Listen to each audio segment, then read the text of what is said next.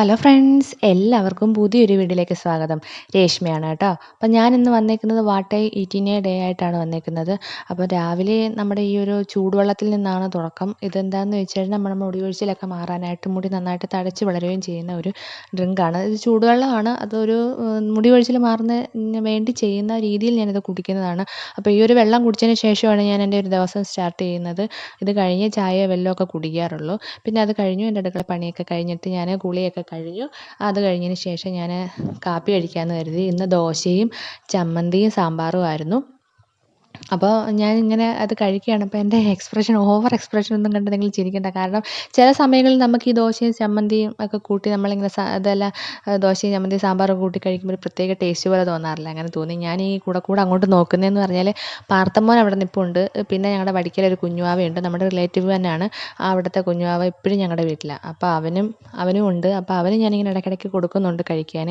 അപ്പം അവരെയാണ് ഞാൻ ഈ കൂടെ നോക്കുന്നത്.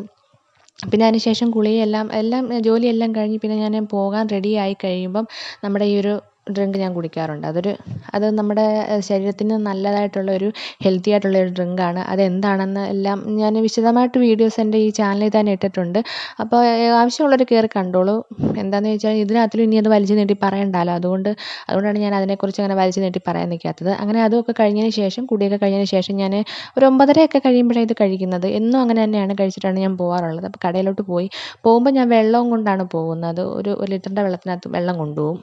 പിന്നെ ഞാൻ ഉച്ചയ്ക്ക് വന്നപ്പോൾ കഴിക്കുന്നതെന്ന് പറഞ്ഞാൽ ചോറും സാമ്പാറും അയിലക്കറിയും ഉണ്ടായിരുന്നു. അയിലക്കറിയും പിന്നെ പപ്പടം പിന്നെ ഒരു കുഞ്ഞു മീൻ. ഞങ്ങളുടെ ഇവിടെയൊക്കെ എന്തുവാ മുള്ളിനന്തലെന്ന് പറയും. ചിലയിടങ്ങളിൽ എന്താണ് പറയുന്നതെന്ന് അറിയത്തില്ല.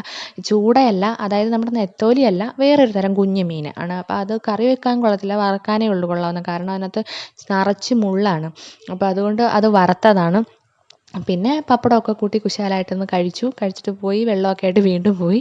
അങ്ങനെ തിരിച്ചു വന്നു. ഞങ്ങൾ കടയിൽ പോയായിരുന്നു. പോയിട്ട് വന്നപ്പം ഒരു തരം സ്വീറ്റ് വാങ്ങിച്ചു. അതെന്താണെന്ന് ചോദിച്ചു കഴിഞ്ഞാൽ നമ്മുടെ ഈ ഡ്രൈ ജാം എന്ന് പറയുന്നത്, അതായത് നമ്മൾ ഗുലാബ് ജാം ഉണ്ടല്ലോ, ഗുലാബ് ജാമിൻ്റെ തന്നെ അത് ഡ്രൈ ആക്കിയതാണ്. അപ്പോൾ എനിക്ക് ഈ മിഠായിയൊക്കെ ഭയങ്കര ഇഷ്ടമാണ്. ഈ സ്വീറ്റ് ആയതുകൊണ്ട് തരം സ്വീറ്റ് ആണെങ്കിലും സ്വീറ്റ് ഞാൻ ഒരുപാട് ഇഷ്ടപ്പെടുന്ന ഒരാളാണ്. അതായത് ലഡു, ജിലേബി, അങ്ങനെ മിഠായി, അതൊക്കെ എനിക്ക് ഭയങ്കര ഇഷ്ടമാണ്. അപ്പോൾ ഞങ്ങളത് വാങ്ങിച്ചു. ഞാനിങ്ങനെ കഴിക്കുകയാണ്. പിന്നെ ചായയുടെ കൂടെ കഴിക്കാനായിട്ട് ഞാൻ ഏത്തയ്ക്കാപ്പം ഉണ്ടാക്കിയായിരുന്നു. വീട്ടിൽ കുറച്ച് ഏത്തയ്ക്ക ഇരിപ്പുണ്ടായിരുന്നു. അങ്ങനെ കുറച്ച് ഏത്തയ്ക്കാപ്പം ഉണ്ടാക്കിയത് പാർത്തനാണ് ഇടയ്ക്ക് എൻ്റെ വായിലോട്ട് കൊണ്ടുവന്ന് വെച്ച് തരുന്നത്. അങ്ങനെ ഏത്തയ്ക്കാപ്പവും ചായയൊക്കെ കുടിച്ചു. വൈകിട്ടത്തെ അത്താഴം കഴിക്കുന്നത് എടുക്കാൻ ഇവിടെ അടുത്തുള്ള ട്യൂട്ടോറിലെ പിള്ളേർ ടൂറിന് പോകാനായിട്ട് കൊമ്പൻ ബസ്സിനെ വിളിച്ചിരുന്നത്. അങ്ങനെ കൊമ്പൻ ബസ്സിനെ കാണണമെന്ന് പറഞ്ഞ് ഇവിടെ ഭയങ്കര ബഹളമായിരുന്നു. അപ്പോൾ ഞാനും പോയി. അതിൻ്റെ പ്രത്യേകത എന്തോന്ന് അറിയാമല്ലോ, കാണാമല്ലോ. അവിടെ ചെന്നപ്പോൾ ഉത്സവത്തിനേക്കാളും ആൾക്കാരായിരുന്നു. അപ്പോൾ ഈ വണ്ടിയുടെ പ്രത്യേകത എന്തോന്ന് അറിയാവുന്നവരൊന്ന് കമൻറ്റ് ചെയ്തേക്കണേ. പിന്നെ വൈറലായിട്ടുള്ള വണ്ടി അല്ലായിരുന്നു വന്നത്. അവരുടെ പുതിയ വണ്ടി ഉണ്ടല്ലോ, കൊമ്പൻ അഗോരിയായിരുന്നു വന്നത്. അങ്ങനെ പോയി ബസ്സൊക്കെ കണ്ടു വന്നു. സ്കിൻ കെയർ ഒക്കെ ചെയ്തു കിടന്നുറങ്ങി. അപ്പോൾ വീണ്ടും നമുക്ക് നല്ലൊരു വീഡിയോ ആയിട്ട് കാണാം. അതുവരേക്കും take care. Bye bye, Tata.